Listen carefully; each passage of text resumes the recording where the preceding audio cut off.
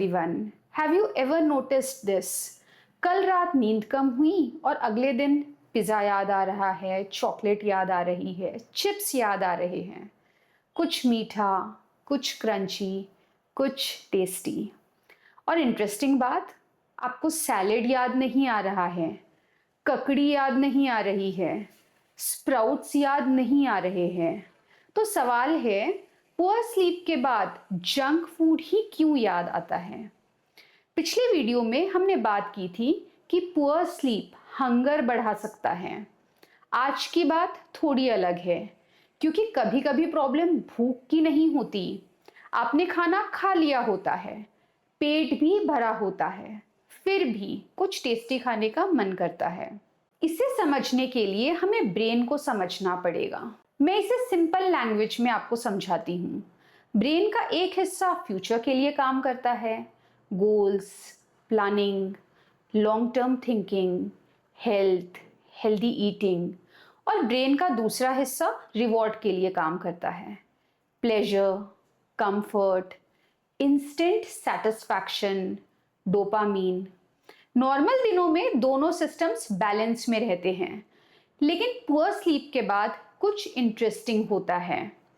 Research suggest करती है कि स्लीप डिप्राइवेशन के बाद ब्रेन के वो एरियाज जो प्लानिंग और सेल्फ कंट्रोल में हेल्प करते हैं, वो थोड़े स्लो डाउन हो सकते हैं। मैं इसे सिंपल लैंग्वेज में कहती हूँ, पुअर स्लीप के बाद कल वाला वर्जन धीमा पड़ जाता है। वो वर्जन जो सोचता है कि प्रोटीन लेना है, हेल्थ इंप्रूव करनी है, थोड़ा सा क्वाइट हो जाता है। और इसी वक्त रिवॉर्ड वाला सिस्टम थोड़ा सा लाउड हो जाता है। ब्रेन फास्ट रिवॉर्ड ढूंढने लगता है, fast pleasure, fast comfort, fast energy. और इसीलिए पुअर स्लीप के बाद ब्रेन फूड को फ्यूल के रूप में कम और रिवॉर्ड के रूप में ज्यादा देखने लगता है। अब यहाँ एक फैसिनेटिंग फाइंडिंग आती है। स्लीप रिस्ट्रिक्शन के बाद बॉडी में एक सिग्नलिंग सिस्टम एक्टिवेट होते देखा गया है। इसे एंडोकैनाबॉइड सिस्टम कहते हैं। सिंपल लैंग्वेज में समझिए, ये वही सिस्टम है जो फूड को और रिवॉर्डिंग बना सकता है। रिसर्च में 2AG नाम का मॉलिक्यूल लगभग 33% ज्यादा देखा गया और उसका इफेक्ट स्पेसिफिकली शाम के वक्त ज्यादा नजर आया। मतलब जब आप ऑफिस से घर आते हैं, ब्रेन रिवॉर्ड के लिए और सेंसिटिव हो सकता है। मुझे इस टॉपिक की सबसे इंटरेस्टिंग स्टडी ये लगती है। रिसर्चर्स ने पार्टिसिपेंट को इतना खाना दिया कि उनकी डेली कैलोरी रिक्वायरमेंट लगभग 90% कवर हो गई।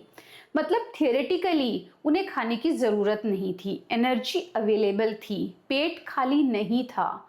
फिर भी पुअर स्लीप के बाद लोगों ने सिग्निफिकेंटली ज़्यादा स्नैक्स खाए, ऑलमोस्ट 1000 कैलोरीज के आसपास स्नैक्स, जबकि बेटर स्लीप वाले लोगों ने ये रफली 600 कैलोरी के आसपास स्नैक्स लिए। ये बहुत इंपॉर्टेंट ऑब्जर्वेशन है, क्योंकि ये दिखाता है कि प्रॉब्लम एनर्जी की नहीं थी, प्रॉब्लम रिवॉर्ड की थी। अब नोटिस करिए, क्रेविंग कब ज़्यादा आती है? शाम को, रात को, टीवी देखते वक्त, फोन स्क्रॉल करते वक्त। उस वक्त आपको लगता है मुझे कुछ खाना है, लेकिन कभी कभी जो आप ढूंढ रहे होते हो वो कैलोरीज नहीं होती है, रिवॉर्ड होता है, कंफर्ट होता है, स्ट्रेस रिलीफ होता है। और यहाँ मुझे लगता है हम सबसे बड़ी गलती करते हैं। हम कहते हैं बस डिसिप्लिन रखो, बस कंट्रोल करो और बस विल पावर रखो। लेकिन पुअर स्लीप के बाद बैटल फेयर नहीं रहता है। आपका रिवॉर्ड ब्रेन लाउड हो चुका है और फ्यूचर ब्रेन बहुत स्लो डाउन हो चुका है।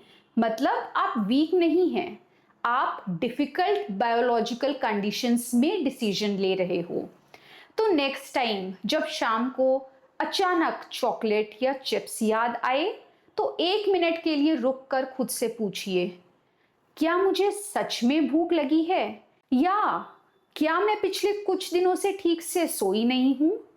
पुअर स्लीप सिर्फ हंगर नहीं बढ़ाती, पुअर स्लीप फूड की चॉइसेस भी बदल सकती है।